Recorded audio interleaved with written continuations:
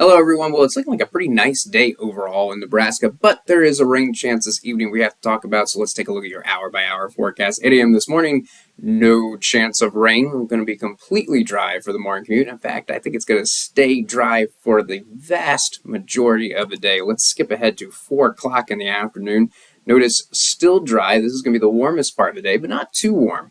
These temperatures are very reasonable for this time of year. Mid-80s in eastern Nebraska as we get into the central part of the state, transitioning into the upper 80s and eventually the low 90s.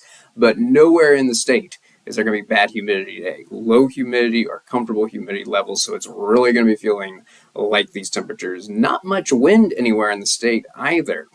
The biggest winds we're going to see is about 15 miles per hour or so.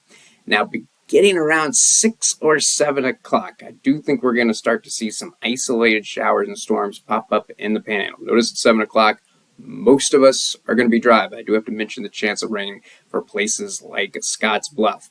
This is going to be isolated activity, so I don't want to guarantee that you're going to see rain, but I do need to mention the chance. But we're knowing that there are going to be gaps in these showers and storms. The activity is probably going to peak during the early evening hours. Already by 11 o'clock, the already isolated activity is probably going to become even more isolated. However, it is going to try and push to the east. Notice the little green dots trying to show up around North Platte. I think about the farthest east the activity could reach. I do think the chance is low is Kearney.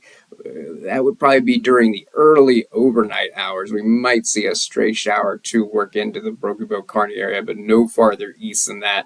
And by 4 a.m., very late tonight, any stray showers that are still out there all fizzling out. Now, unfortunately, during the evening hours, there is a chance with this isolated activity that 1 or 2 storms could be severe. So the chance for severe storms is limited to a pretty small area, really from Ogallala over to the Scotts Bluff area.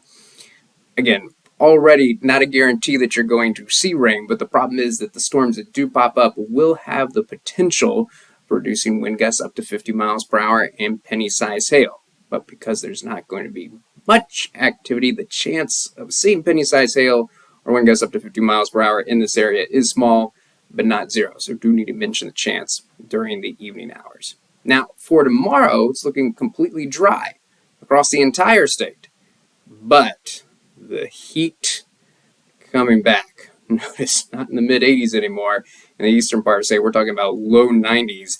And then look at that. As we go to the west, we are talking about upper 90s. And yes, triple digits. I do think there are going to be some. They're going to reach around 100 degrees. Mostly sunny skies. Not much wind, but also have to mention that the humidity creeping back up as well.